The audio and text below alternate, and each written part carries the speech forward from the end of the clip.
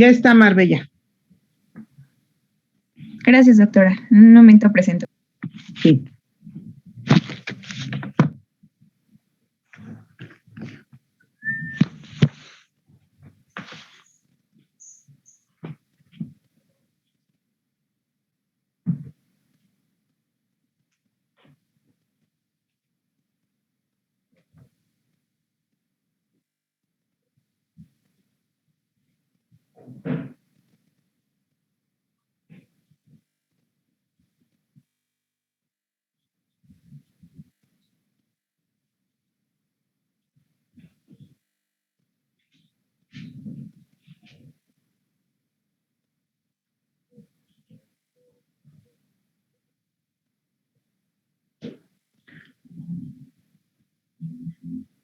No escuchamos.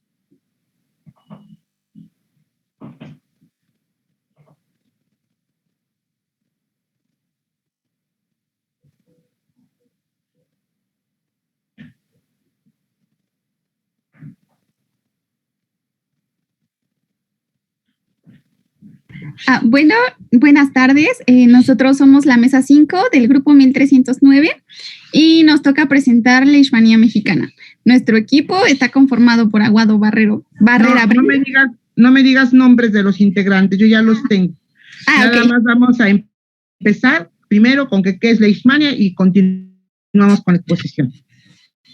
Ok, la siguiente, por favor, entonces. Bueno, los objetivos así súper generales va a ser estudiar las características de crecimiento, reconocer los recursos de laboratorio que vamos a utilizar para el diagnóstico. La siguiente. Ahora sí. ¿Continúas o continúo? Adelante. Ok. Bueno, Leishmania es una enfermedad crónica de la piel, de mucosas y de vísceras que es producida por pues diferentes especies de protozoarios intracelulares del género Leishmania, que se transmite al ser humano por medio de vectores que en este caso son los géneros de Lutzomia y Phlebotomus. Al menos van a existir aproximadamente 20 especies patógenas de Leishmania. Siguiente, por favor. Serán 20 géneros. Bueno, sí, tienes razón, 20 especies. Muy bien, ¿qué más? Como reservorios, están presentes en una gran variedad de animales que actúan pues como reservorios según la especie de Leishmania involucrada, pudiendo pues ser caninos, roedores, desdentados, marsupiales, entre otros. El ser humano puede constituir una fuente ocasional de infección, ya que puede contagiarse si entra en contacto con el ciclo zoonótico de transmisión de la leishmaniasis. Siguiente, por favor. Bueno, pues tenemos que el género más importante va a ser la de Lutzomia. Viene de la familia Psychodidae, con una subfamilia del Phlebotomo. Lutzomia es el vector más importante que afecta lo que es el continente americano. Esta mosca va a pasar por 3 fases, que es el huevo, la larva, la pupa y su evolución a adulto. Las hembras son las únicas que se alimentan de la sangre de los animales y de los humanos, mientras que los machos se van a alimentar de frutas, nada más. La siguiente, por favor. Bueno, pues vamos a tener que la mosca es conocida como una mosca de arena. Su tamaño va a ser aproximadamente de 2 a 4 milímetros y su color, como lo podemos ver en la imagen, es color gris o amarillo pálido, semejando a la arena, por eso su nombre. La siguiente, por favor.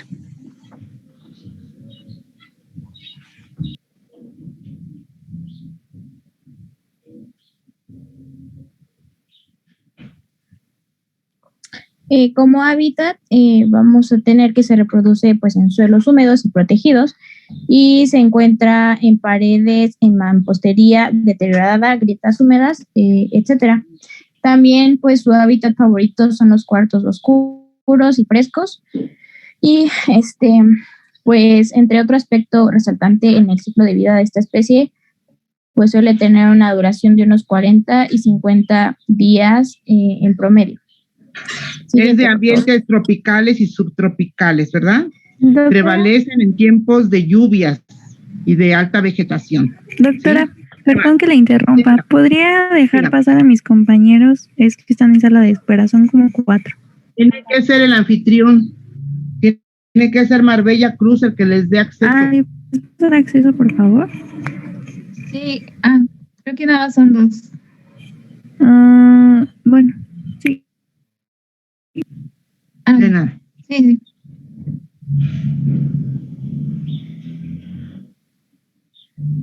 Siguiente, por favor. Bueno, vamos a hablar muy general de la morfología de la mosca. Esta va a presentar un par de alas que van a ser lanceoladas, o sea, como ovales, y van a estar cubiertas de vello. Bueno, casi toda la mosca va a estar cubierta por vellitos. Va a tener un par de antenas y sus piezas bucales, que son pues como unas agujas que pues son con las que va a pinchar y va a poder extraer la sangre, y también va a contar con 6 patitas. Y la siguiente, por favor.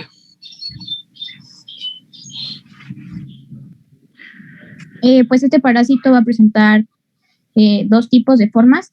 El amastigote, que va a ser en hospederos vertebrados, ya sean animales. A ver, tantito. ¿Ya terminamos de hablar del vector? Sí. Bueno, ese vector es el que va a transportar en su vientre ¿a quién? Precisamente a la leishmania, una de sus formas. Entonces, ya terminamos de hablar de eso, entonces ahora sí ya vamos a ir con la estructura de la leishmania, ¿sí? Cuanto sea en forma leishmánica o amastigoto, y cuanto sea en forma leptomonodal, ¿sí? Entonces, si ustedes se continúan, entonces no vemos dónde acaba, ¿sí? Entonces, ¿por qué creen ustedes que se ha llevado a cabo esta parte del ciclo vital en una mosquita y no en un mosquito? Bueno, los dos son mosquitos, pero en la hembra, ¿por qué creen que la mosca necesita sangre para poder nutrir a sus huevos? Entonces es como donde empieza, adquiere la sangre del hospedero o del vertebrado, y de ahí nutre sus huevos para poder Pero en lugar de huevos, ¿a quién va a albergar una vez que se infecta? al promastigote. A la forma infectante, ¿verdad? El promastigote.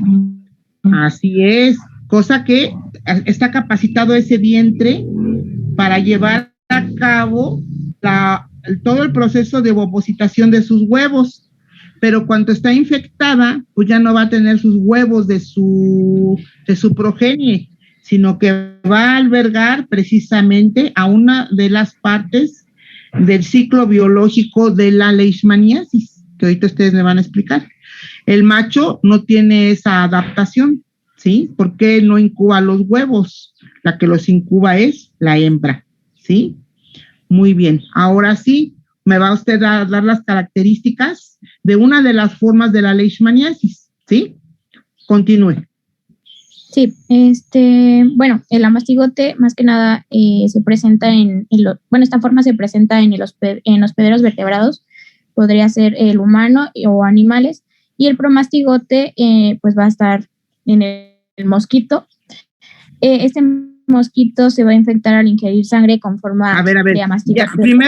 Primero me va a hablar de cómo está estructurado, o ya me va a hablar del ciclo biológico. No, es que primero vamos a mencionar como muy general, y ya en ciclo biológico ya lo vamos a desarrollar. Muy bien, continuamos. Sí, ok. Entonces, este amastigote, cuando el parásito el mosquito lo succiona, se transforma en promastigote en su intestino medio del mosquito. Esta forma se denomina amastigotes o también aflagelado. Es intracelular obligado, se encuentra en células fagocíticas del hospedero vertebrado, es redondeado, mide de 2.5 a 3.5 milimicras de diámetro y tiene un núcleo grande excéntrico. También tiene un blefaroplasto, que es un pequeño corpúsculo intracelular situado por lo general cerca de la membrana. Va a dar origen a un flagelo, y que pues va a rige movimiento, es decir, en el promastigote. Siguiente, por favor.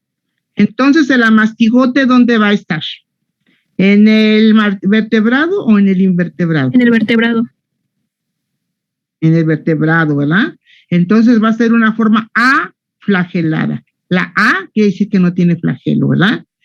Va a ser redondeado o ligeramente elipsoidal, va a tener esa medida y va a tener un núcleo excéntrico, ¿sí? Y aquí lo tenemos en un ladito, ¿sí? Podemos ver la estructura del amastigote, forma aflagelar, no tiene flagelo. El kinetoplasto es uno de los que le va a dar forma al flagelo cuando pase a su otra, podríamos decir, a su otra forma en un invertebrado. ¿Qué más? Bueno, pues ahora tenemos al promastigote, que este va a tener una forma alargada, va a medir entre 16 y 30 milimicras, más o menos, va a tener un núcleo central, va a tener un extremo donde va a tener un blefaroplasto, que va a ser como un doblecito, y de ahí se va a desprender el flagelo, perdón. Y este lo vamos a localizar en un hospedero. Así es, en el vector. Fíjense bien, jóvenes, esta forma se llama fusiforme, ¿sí?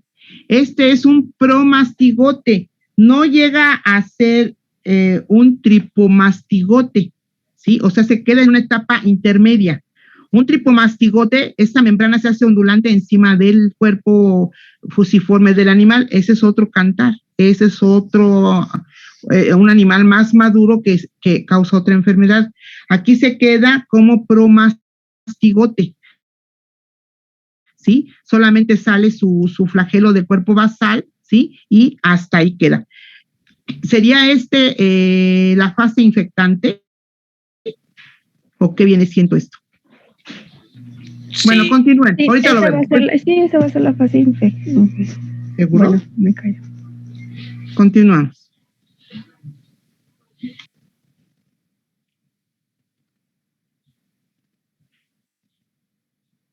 Bueno, y ahora vamos a hablar de los mecanismos de virulencia. En este caso, pues la virulencia de la leishmania se va a manifestar de manera clínica con un espectro de enfermedades humanas con diferentes severidad, desde afecciones asintomáticas hasta la aparición de nódulos. En primer lugar, vamos a tener a nuestro primer grupo de moléculas determinadas que van a ser los invasivos evasivos, los cuales nos van a permitir a estos parásitos establecerse exitosamente en el fagolisosoma o vacuola parasitófora de los macrófagos. Al igual, pues van a ser indispensables para la infección.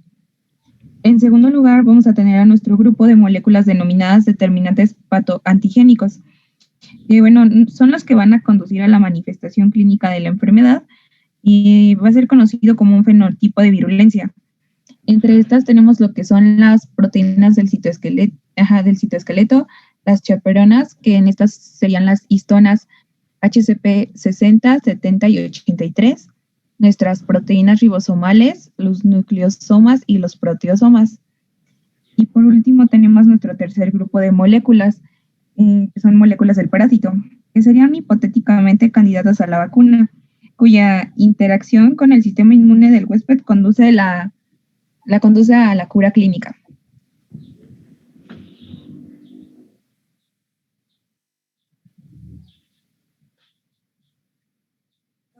Bueno, ahora de manera desglosada vamos a mencionar los mecanismos de virulencia. Primero vamos a tener a las glicoproteínas. La superficie de los promastigotes de leishmania está cubierta por estas glicoproteínas, donde la manosa es el componente más abundante de estas moléculas. La manosa va a ser un monosacárido de los glúcidos simples. Posteriormente tenemos la fosfatidil inositol, la cual allí se encuentra presente varias clases de estas moléculas en la superficie. El anclaje de estas va a ser como la lipofosfoglicano o LPG, que es un pequeño grupo de glicoinositolfosfolípidos o GIPLS.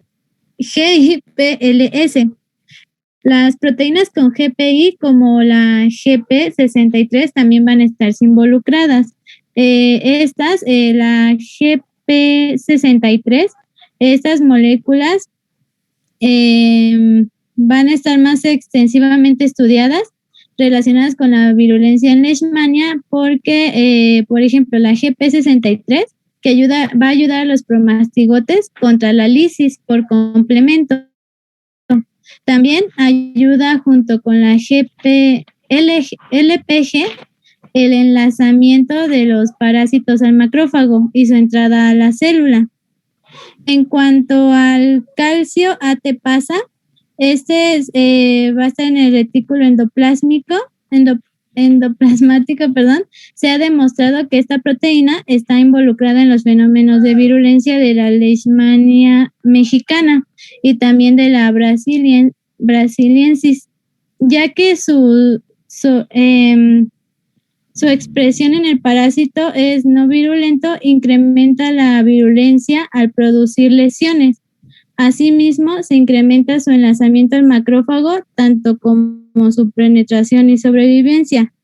La LPG1 codifica una galactofuranosil transferasa requerida para la síntesis de heptasacáridos que forman la estructura externa de la LPG, que produce promastigotes que son específicamente deficientes en la biosíntesis del LPG.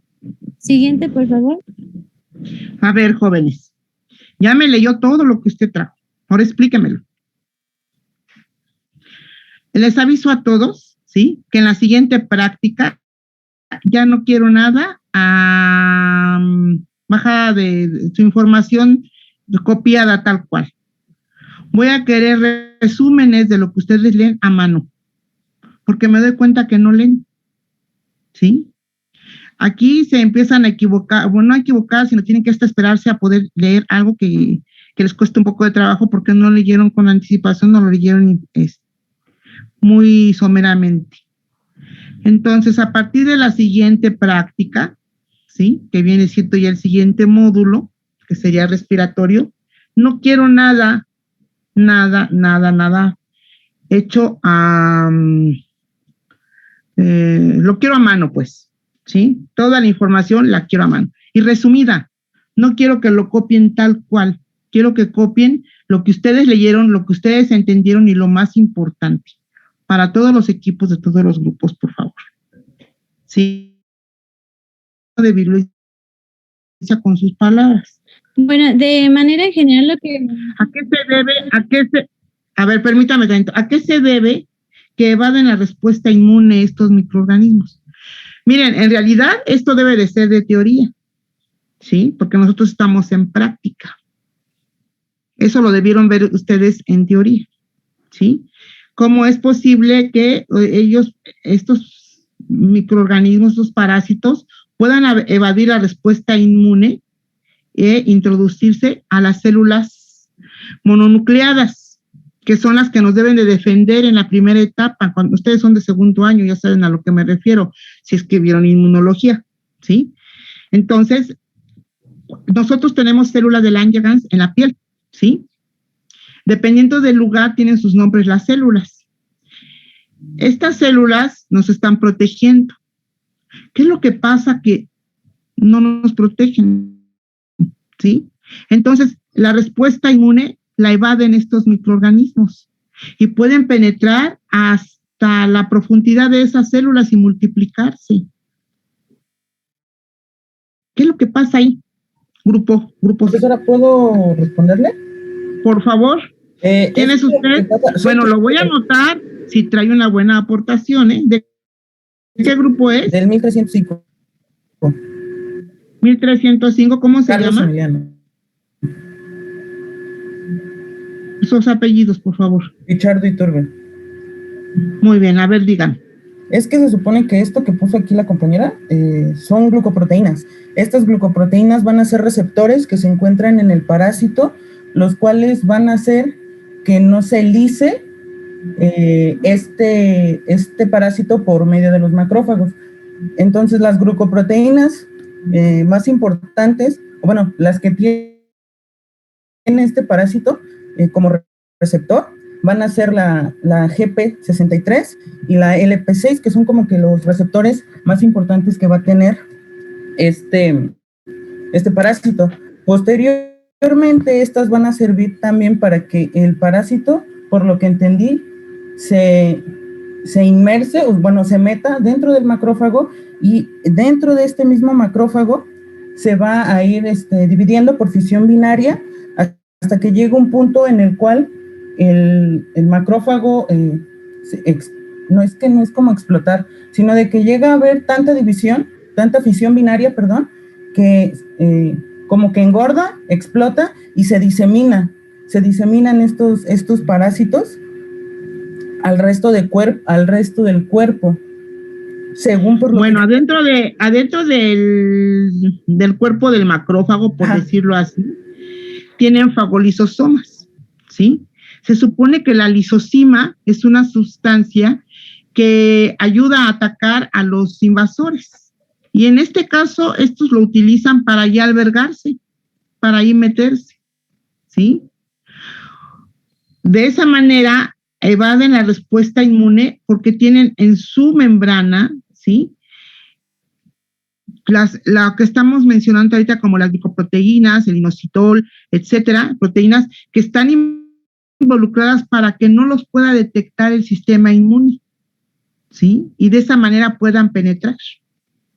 Y lo que pasa ahora es que todas las células que debieran atacarlos, como que los protegen, ¿sí? Empiezan a querer a reaccionar y lo único que consiguen es formar más células mononucleares. Exagerado.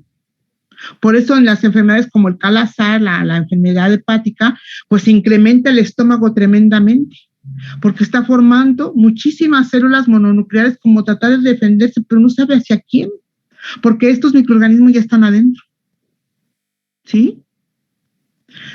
Eso lo tienen que ver en teoría, jóvenes. Doctora. ¿Qué más? ¿A eso se deben los nódulos? Así es, ¿sí? Se forman los nódulos y está protegiendo a este microorganismo. Ahí se están acumulando todas las células tratando de ver qué está pasando y lo único que consigue es hacer más nódulos grandes, ¿sí? Y esto hace que se proteja demasiado esta leishmania. Sí consiguieron la información en 1301 de cuál es la cantidad de individuos infectados a nivel mundial, se los dejé de tarea.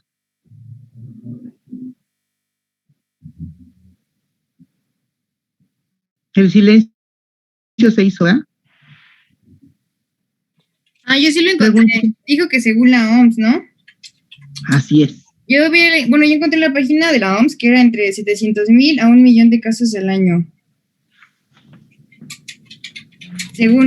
Variaban de acuerdo al tipo de especie. Por ejemplo, esa era del brasiliens. Pero, por ejemplo, la que era visceral eran de 50,000 a 90,000 casos al año. La cutánea son de 600,000 a 1,000,000 casos al año, eso en 2018. Así que varían de acuerdo al tipo de Yo había encontrado igual, pero en América. La cutánea que es de México, pues sí. La cutánea, que es la que más afecta a nuestro país, pues es de 600,000 a 1,000,000 de casos. En total mundial son 12 millones de personas, ¿no? ¿Quién da más? Yo había encontrado que a nivel mundial son a veces como 12 millones de personas infectadas, a veces con 0,9 a 1,6 millones de casos nuevos al año, de los cuales 20,000 y 30,000 son defunciones. Y por ejemplo, en el caso de las Américas se registra un promedio de 55,000 casos de leishmaniasis cutánea y mucosa, y también de 3,000 casos de la visceral al año. Y ya salen los países siendo endémica, por ejemplo, en Colombia, Costa Rica, Brasil, y también está México.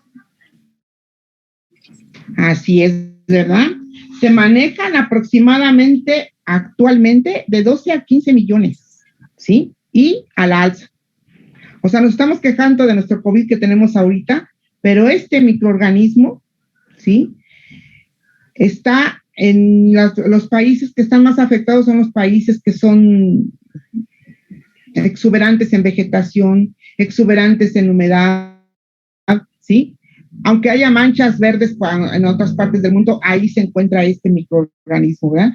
Y nosotros como mexicanos, tenemos que, y por la migración, como les había comentado a los del 1301, por la migración que está llevándose a cabo en gran cantidad en nuestro país, que vienen de África, que vienen de Sudamérica, ¿sí? Que son países endémicos, también México tiene lo suyo, ¿no? Tienen que tener la capacidad de ver, de diagnosticar una enfermedad tanto hepática como mucocutánea y cutánea, ¿sí? Muy bien, ¿qué más? Profesora, yo tenía dudas sobre eso. Es que en el boletín epidemiológico de México solamente encontraron en el año del 2019 4 casos de leishmanía visceral, pero... el visceral no es muy común en México. Ajá, y en cuanto a la cutánea fueron de 1,234 casos, pero es que tenía dudas sobre eso porque solamente en el boletín epidemiológico, en el caso de México, solamente se reportan pocos casos. Bueno, a nivel mundial se manejan aproximadamente 400,000 nuevos casos, ¿sí? Y con riesgo potencial anual hasta 350,000 casos. Tenemos que checar las estadísticas, ¿sí? Más recientes, porque eso es lo que más les interesa a ustedes, las estadísticas más recientes de los últimos 5 años, ¿sí? Uh-huh. Continuamos.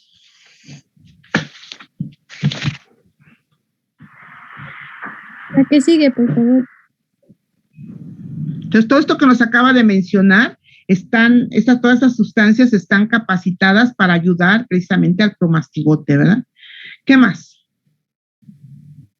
Bueno, ahora les voy a hablar un poco sobre patogenia. Siguiente, por favor. Y para ello vamos a comenzar con el ciclo biológico.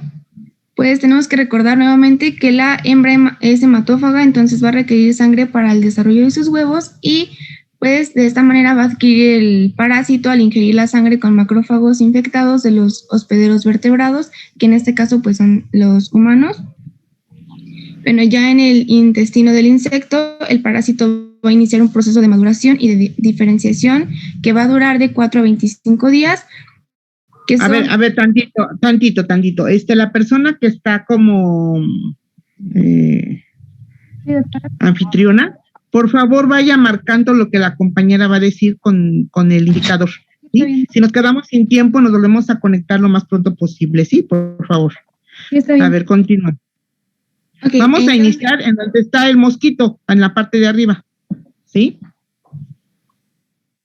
Ok, entonces los amastigotes forma flagelada pero inmadura y estos se van a adherir al epitelio del intestino medio de la mosca mediante una molécula que se llama lipofosfoglicano. Este promastigote va a madurar y se va a transformar en promastigote metacíclico, que es la forma infectante de... A ver, mi amor, regrésate de nuevo, no te entendí. Dijimos que íbamos a empezar con la mosquita en la parte de arriba, ahí que tienen en el hocico, en la probóscide del insecto. ¿Qué es lo que lleva ahí? Los promastigotes. Los promastigotes, ¿verdad? Entonces, del lado izquierdo es todo lo que lleva a cabo el mosco y del lado derecho es todo lo que se lleva a cabo en el humano. Entonces, en la probóscide del mosquito lleva precisamente lo que está en la parte de abajo, los promastigotes metacíclicos, que son la fase infectante de la enfermedad. ¿Estamos de acuerdo? Se lo inyecta al humano, que está allí en silueta, ¿sí? Ahora sí, explícame la parte de arriba, arribita. Ya entraron los promastigotes, ¿sí? Ahí están. Ok, van a ser comidos, fagocitados ¿por quiénes? Por cambios en las moléculas del lipofosfoglicano, el parásito se va a desprender del epitelio intestinal y va a migrar hacia la faringe y la cavidad bucal del díptero o la mosquita, pues. Y bueno, al picar nuevamente, el insecto va a regurgitar el parásito y lo va a transmitir al hospedero vertebrado, que en este caso estamos hablando de los humanos, donde va a ser fagocitado por los macrófagos. Células de Langerhans y monocitos circulantes. Los parásitos van a ser incorporados en vacuolas parasitóforas que se van a fusionar con lisosomas para formar fagolisosomas. Fíjense una cosa, desde allí ya están evadiendo la respuesta inmune, ¿sí? Todas esas células son las del primer choque de defensa. Tanto los neutrófilos, las células de Langerhans, los monocitos son las células de defensa. Y a le valió. Tranquilamente se mete por las sustancias que acaba de mencionar la compañera anteriormente. Ahora sí, ¿qué pasa? Ahora, los fagolisosomas se van a diferenciar en amastigotes, se va a reabsorber su flagelo y va a proliferar intensamente por fisión binaria, provocando multiplicación. Célula. Ajá. Los amastigotes ahora van a ser liberados, van a infectar a células vecinas y el ciclo va a quedar completado dentro de 53 a 100 días aproximadamente y se va a cerrar cuando vuelva a picar a un vertebrado. Bueno, aquí llega el mosquito en la parte de abajo, acá abajito, donde está el mosquito, ¿sí? ¿Y qué va a chupar allí? Los amastigotes, ¿verdad? ¿Estamos de acuerdo? Sí. Al picar a esa mosquita supuestamente está sana, ¿sí? Llega y succiona la sangre de ese individuo que tiene amastigotes. ¿Y qué va a pasar en ese mosquito? Ahora va a ser un vector. ¿Pero qué pasa? Pues va a transportar a los amastigotes. Ajá, pero lleva un proceso. Los amastigotes se empiezan a diferenciar en promastigote. Primero va a ser en un procíclico y luego va a ser un promastigote metacíclico. Y estos van a pasar desde el intestino de esta hembra mosquito y se va a transportar hacia lo que sería la boca de o el órgano chupador de este mosquito, de tal manera que la probóscide. La probóscide. Y entonces ahí es donde se va a transportar otra vez este promastigote metacíclico hacia en el caso de que pica a un vertebrado, pues al momento de picarlos, pues de nuevo meterse estos promastigotes metacíclicos y aquí se va completando lo que es el ciclo. Cerramos el ciclo. Entonces la fase infectiva, decimos quién es. El promastigote metacíclico. ¿Y la fase diagnóstica? El amastigote. El amastigote, ¿verdad? Muy bien. ¿Quedó entendido al grupo? Sí, quedó entendido. Sí. Pues qué bueno, porque es pregunta de examen, ¿eh? Continuamos. Otra de las cosas que les voy a decir antes de que nos quedemos sin tiempo, jóvenes. Me van a entregar por equipo un caso clínico de cada uno de los, no se puede decir módulos, sino de los temas que hemos desarrollado, empezando con estafilococo, empezando con, ¿quién sigue de estafilococo? De los temas que hemos visto, de cada uno de los temas que hemos visto, me tienen que enviar, por ejemplo, equipo 1 le tocaría un caso clínico que sería estafilococo. Equipo 2, el tema que sigue, ¿quién es? ¿Cuál era el tema que seguía? Estafilococo, ¿Sería lo de dermatofitos? Creo que sí, ¿no? Pseudomona, ¿no? Equipo 3 sería... Yo creo que la práctica 1 y 2 eran juntas, ¿no? Y ambas eran de estafilococos. Por eso es estafilococo. El equipo 1 va nada más a enviar un caso clínico de estafilococo. Equipo 2 de pseudomona. Equipo 3, gangrena, no, tenía. Estoy toda mal. Clostridium tetani. Estuvo incorrecto porque debe ser Clostridium perfringens, pero así venía en el manual. El siguiente equipo, lepra. ¿Sí? El siguiente equipo sería oncocercosis. No, estoy mal con ustedes, yo no les doy teoría. Perdón, no, olvídalo. De teoría eso, ¿no? No, a los que me voy a forar van a ser al 1301, ustedes no. Retiro lo dicho, jóvenes. Entonces, continuamos. Disculpe, no me va a poner participación, ahora sí. ¿Cómo se llama usted? De Jesús Martínez. ¿De qué grupo es? Del 1305. Doctora, a mí Nada más tampoco me unos que- anotó. No son los únicos que participan, ¿verdad? ¿Usted qué También participaron del 1301. Yo dije lo ¿Qué de la aportó? mosca hematófaga. Porque ¿No es usted del equipo?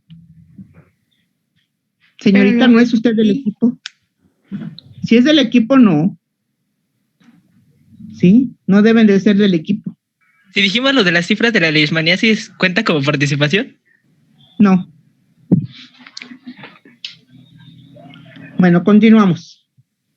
Bueno, ya ahora vamos a hablar sobre las enfermedades y complicaciones que nos trae la leishmaniasis.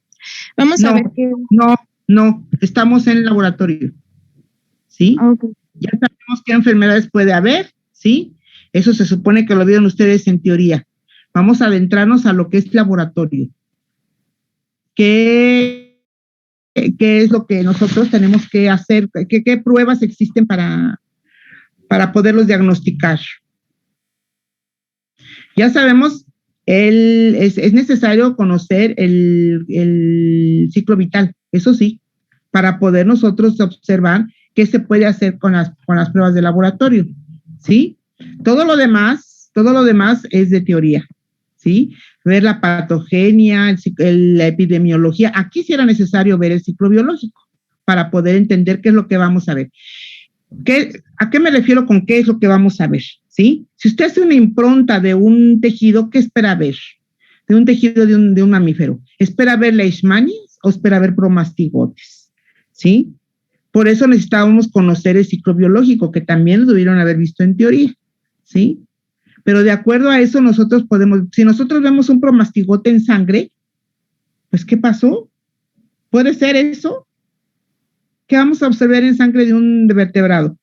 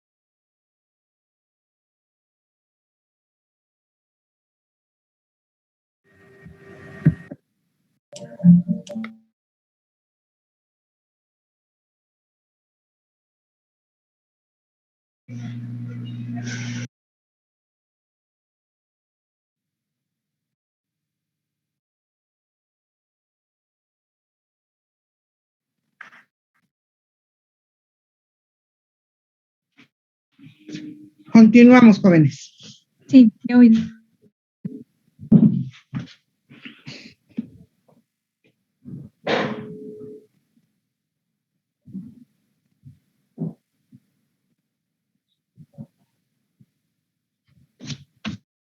Bueno, entonces vamos a seguir con el diagnóstico.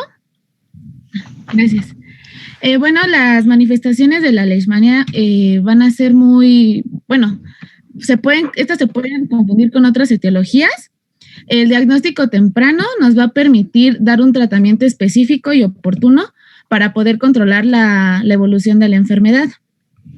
La siguiente, por favor. Bueno, el diagnóstico se va a basar a lo clínico. Este diagnóstico va a ser presuntivo. Vamos a ocupar lo que son los datos epidemiológicos, ya que, pues, como sabemos, son importantes. Y también para confirmar el diagnóstico presuntivo se van a utilizar los estudios de laboratorio.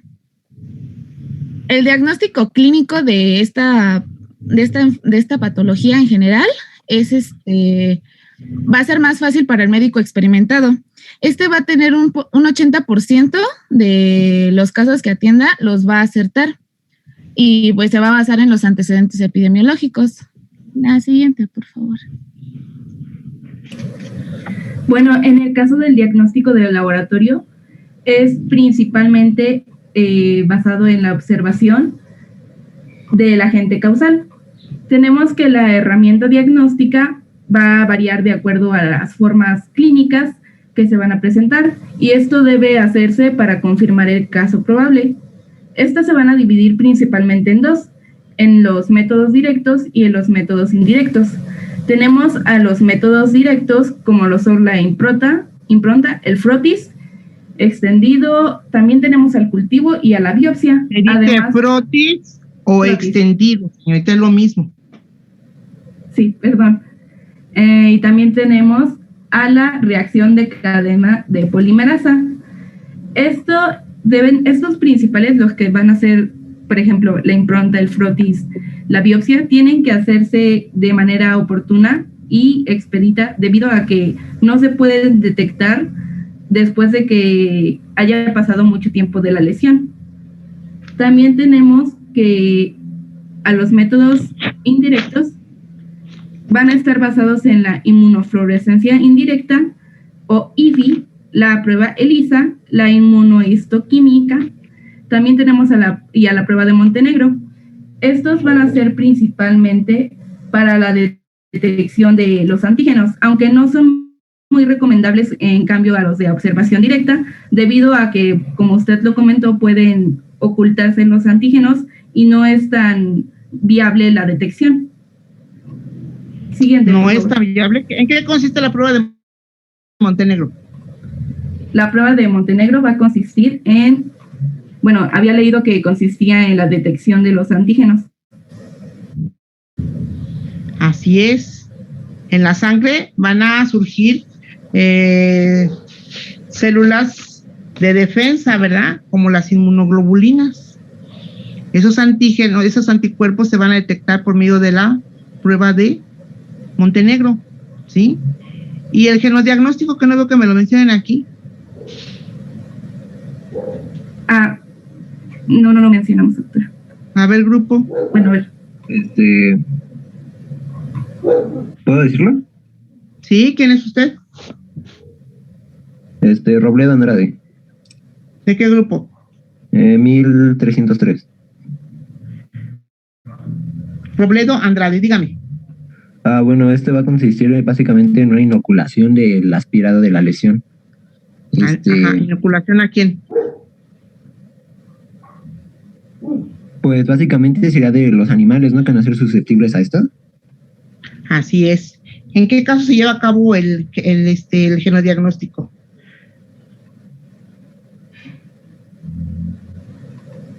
en epidemias. ¿Sí? ¿Y la prueba de Montenegro? Como complemento para asegurar que sí es un diagnóstico de leishmania. Claro, aquí nada más nos va a indicar que hay inmunoglobulinas presentes, anticuerpos presentes, ¿sí? Por eso es un método indirecto, ¿sí? Y existen los métodos directos, como los menciona su compañera, que los vamos a observar directamente, ¿sí? En frotis, en cultivos, en biopsias, ¿sí? ¿Qué más? Siguiente, por favor. Bueno, tenemos que en cuanto a los métodos directos, estos van a permitir principalmente la observación de mastigotes, debido a que estos van a ser primordiales para la observación y el diagnóstico. Tenemos que en el caso de las improntas o biopsias, el material obtenido va a ser principalmente de la piel y además de las mucosas contaminadas. En el caso de los promastigotes, se van a hacer cultivos de material, por ejemplo, el aspirado de lesión. También te puede detectar el material genético o el ADN o ARN del parásito, y esto va a ser por medio de la técnica de reacción de cadena de polimerasa, como ya lo había mencionado. Siguiente. A ver, no me queda claro, señorita. ¿El promastigote lo va a observar en cultivos de material aspirado de lesiones? ¿Qué no se supone que cuando entra al vertebrado se convierte en amastigote? Bueno, es que había encontrado que en algunos casos sí se podía dar, pero no se toma mucho en cuenta debido a que el amastigote es el que se usa principalmente para el diagnóstico. ¿Qué dice el grupo? Doctora, yo tengo una duda al respecto. Bueno, es que cuando entran, más bien las muestras que se toman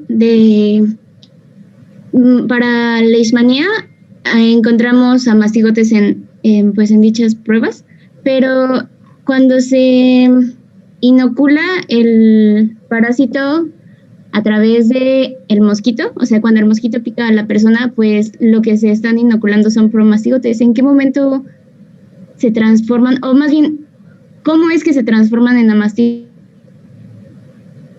Bueno, entran como promastigotes, pero inmediatamente están buscando las células de defensa, las células mononucleares, polimorfonucleares, plasmocitos, todo eso ellos entran a buscarlo. En esa etapa tempranísima están entrando los promastigotes, están en forma de promastigote, ¿sí? Por eso en el material aspirado de lesiones, ¿sí? Nosotros podríamos encontrarlo como por ejemplo en forma de promastigote líquido sinovial, pero en sí, y eso en etapas muy tempranas, que es difícil de encontrarlos, ¿sí? Lo que vamos a observar principalmente van a ser los amastigotes, porque inmediatamente penetran, pues para defenderse de las cuestiones del complejo mayor de histocompatibilidad, ¿sí? Todos los factores de complemento, ¿sí? No les conviene estar en forma de promastigote. Su movilidad les confiere la velocidad para que puedan penetrar precisamente en las células de defensa, ¿sí? Basado en todo lo que tienen en su membrana, como para no ser detectados por los polimorfonucleares ni los mononucleares. Pero sería muy tempranamente, cuando lo acaban de picar al paciente, podríamos observar los promastigotes, pero es muy difícil. O sea, ¿perderían su flagelo al entrar a un macrófago? Tienen que, flagelo solamente cuando entran de la probóscide a la piel, ¿sí? Lo primero que hacen es atacar ¿a quién? A las células de la piel, que son las células de Langerhans, ¿sí? El flagelo solamente lo ocupan para meterse directamente a las células de la piel, que es la primeritita defensa, ¿sí? Y inmediatamente pierden el flagelo. Entrando a la célula, pierden el flagelo, porque ahora su segunda función es llevar a cabo su reproducción asexual por fisión binaria, ¿sí? ¿Sí le queda claro? Esa célula se va a romper una vez que ya esté completamente llena de amastigotes, y ahora lo que se van a a atacar otras células, aparte de la piel van a atacar otras células más profundas, ¿sí? Y así se van multiplicando. Pero de entrada, el flagelo nada más les sirve para moverse e incrustarse indirectamente a las células primarias de la piel, ¿sí? Recuerden que dependiendo del lugar en donde se encuentren esas células reciben su nombre, ¿sí? Las células hepáticas tienen su nombre, las células del sistema nervioso tienen su nombre y las células de la piel se llaman células de Langerhans. Bueno, ¿qué más? Siguiente, por favor.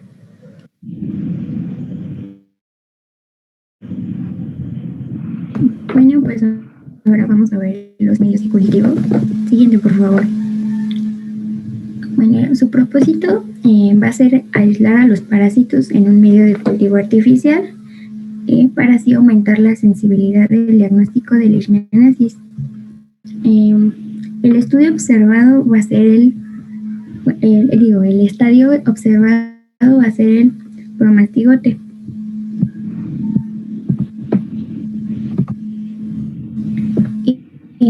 Bueno, los resultados en un cultivo van a salir de 5 días a un mes.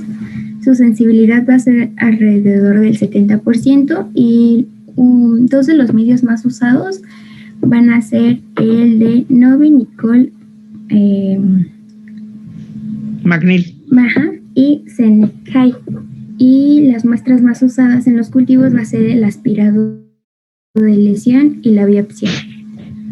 En el reporte de los resultados del cultivo, cuando el resultado es positivo, se van a observar promastigotes de leishmania en la muestra examinada y cuando es negativo, pues no se van a observar. Siguiente, por favor. Aquí lo que estamos observando es que en los medios de cultivo vamos a observar los promastigotes, ¿sí? Aquí va a tener su flagelo, porque no tiene la célula para perder el flagelo, ¿sí? Entonces aquí vamos a observar los promastigotes en los medios de cultivo. ¿Qué más? No así en las improntas, por ejemplo, del pabellón de la oreja. Ahí ya observamos las leishmanias. Bueno, aquí podemos ver, por ejemplo, continúe. Bueno, aquí podemos ver una imagen de microscopio de promastigotes. Siguiente. Son hermosos, ¿no? Las limitaciones del cultivo van a ser, existe un exceso de sangre en la muestra, porque las proteínas séricas van a inhibir el crecimiento, una temperatura inadecuada que no supere los 28 grados centígrados,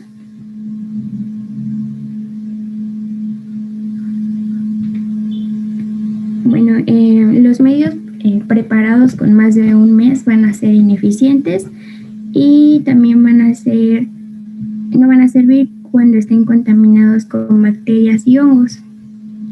En la interpretación, un cultivo positivo que presente un crecimiento va a presentar crecimiento en forma de promastigotes y van a ser observadas al microscopio hasta 30 días después del cultivo inicial. Las cepas aisladas pueden tipificarse para averiguar la especie y la variedad. Siguiente, por favor. Bueno, su temperatura va a ser también muy importante porque nos va a regular el crecimiento y el desarrollo del parásito. Su producción, la reproducción de la leishmania se puede, permítame.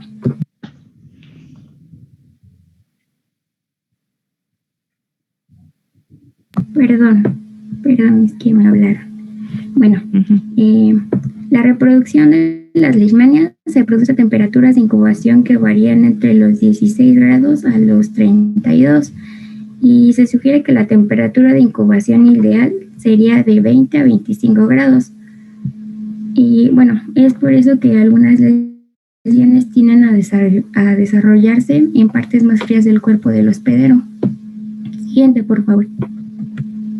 Recuerden que los cultivos generalmente se llevan a cabo en laboratorios de referencia o también para cuestiones de epidemiología biología, no es una prueba que se realice comúnmente en cualquier hospital de zona. ¿Qué más? Bueno, y ahora vamos a ver el medio de Novi, Nicole y McNeil. Este se va a inocular con las muestras obtenidas por el raspado y biopsia, que ya había mencionado. Y bueno, algunos de sus elementos van a ser el bactoagar, el cloruro de sodio, agua destilada y sangre desfibrinada de conejo. Para realizar la siembra, las siembras van a ser cada 7 días, practicando al menos 4 resiembras sucesivas antes de dar los resultados negativos. Y cuando se intente el aislamiento primario de organismos desconocidos, se debe realizar con un medio de agar sangre. Bueno, medio, no lo lea. ¿Sí? Sí, vamos a tener esos dos sólido. Pero cuando toma la impronta, ¿qué hace? O sea, ¿así directamente lleva el pedazo de biopsia y lo echa ahí? Tiene un proceso. ¿Ahorita me lo va a decir? Sí. Bueno, continuamos.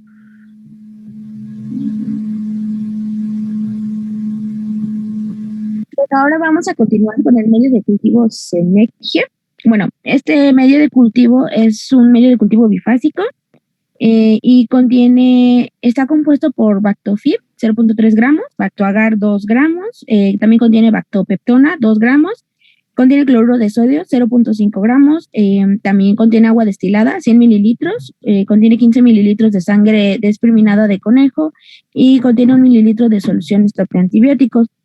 Y bueno, cuando se efectúa una siembra en este medio, se debe de dejar una periodicidad inferior y bueno, debe de mantenerse, el cultivo debe de mantenerse por lo menos mínimo un mes y este medio pues también en ocasiones está enriquecido con glutamina o suero fetal bovino desactivado.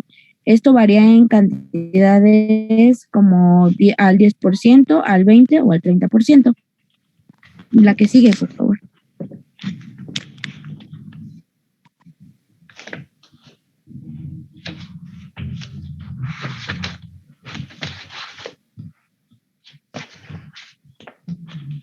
Bueno, también tenemos el medio de cultivo. El que viene en polvo es que, va a tener la capacidad de poder mantenerse estable por lo menos 24 meses, siempre y cuando se conserve bien cerrado y refrigerado. Además, ofrece una constancia de resultados con medios de cultivo que se programan por un largo plazo. Y dentro del bueno, ya lo dejamos los de medios de cultivo. A ver. 40 y bueno.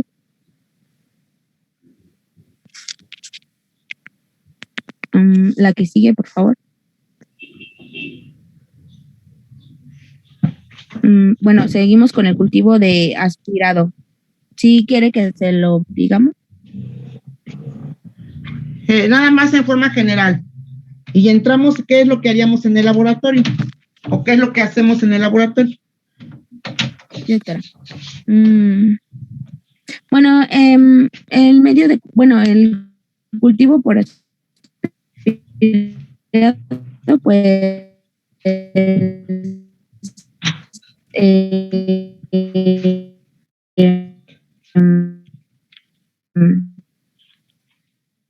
para tomar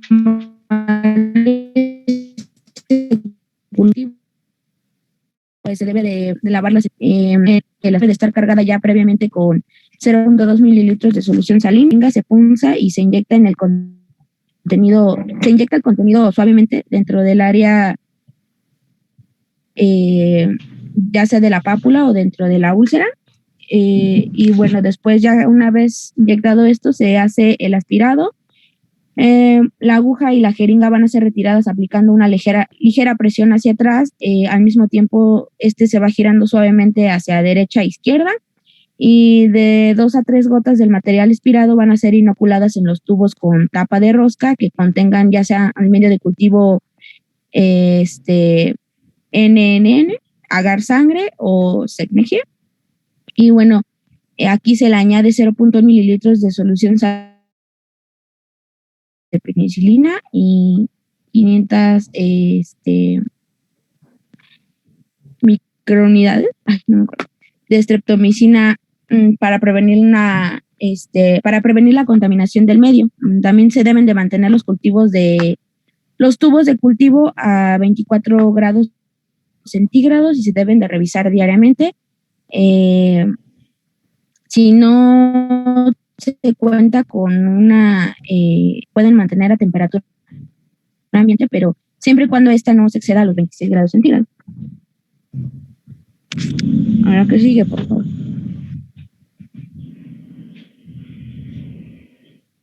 La que sigue.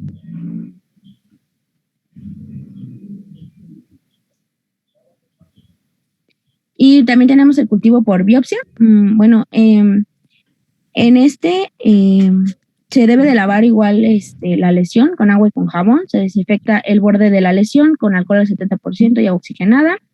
Se pone una anestesia con 0.5 mililitros de lidocaína.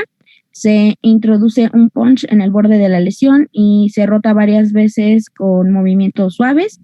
Después, posteriormente, se retira el punch y con ayuda de la pinza y la hoja de bisturí se corta la base del trocito del tejido removido y posteriormente se presiona la lesión con una gasa hasta que deje de sangrar. Luego, pues ya se cubre la herida. La que sigue, por favor. Recuerden que estas lesiones van a llevar flora anexa, ¿verdad? De las bacterias. Al romperse la continuidad de la piel, pues va a estar las bacterias ahí presentes.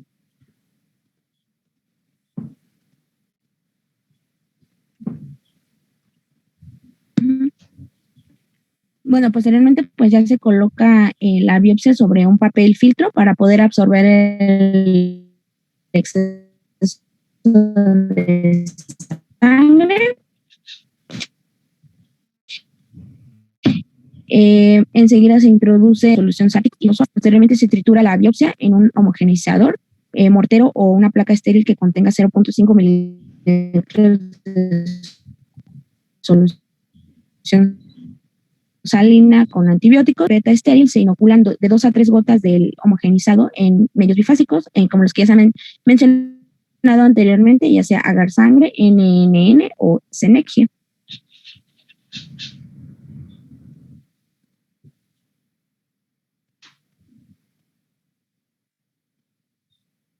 Bueno, terminamos las prácticas del módulo, ¿verdad, jóvenes? Se preparan entonces para su examen. Les voy a decir, me tienen que poner su correo electrónico, su nombre, su grupo, y hay una persona chistosita que se hace llamar I, ¿sí? Nada de trampas, ¿sí? Necesito saber esa persona quién es, ¿sí? Inmediatamente que terminen el examen se va a desconectar ese examen porque no lo pueden volver a repetir. Aquí me informa todo esta maquinita. Entonces se preparan para que les haga llegar su examen, ¿sí? ¿Ninguna duda, ninguna pregunta? Entonces, ahorita es en la misma página, ¿verdad? Hago llevar. ¿Mande usted? ¿Es en la misma de exámenes online, algo así? Así es. O sea que ahorita ay, ¿cómo se dice? Es que no sé dónde se va a poner el apartado de todo nuestro nombre y grupo. Bueno, nombre sí, pero ahorita yo les doy la información, no se preocupen, ¿sí? Permítanme un segundo, ahorita les hago llegar su examen con todo eso. Claro, pero muchas gracias.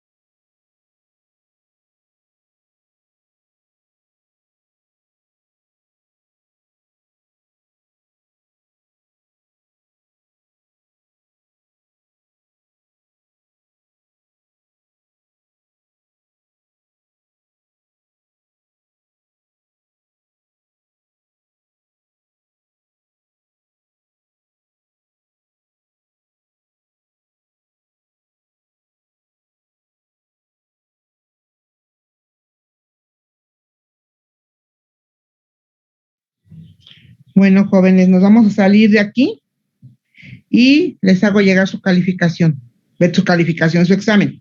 Sí. Estén al pendiente. Sí, maestra, Sí, gracias. tenemos que volver a tomar captura, doctora. Sí. No copien, ¿eh? Bueno, copien, pero tantito. No es cierto, no copien. Me salgo de aquí entonces, ¿eh? Para hacerles llegar su examen.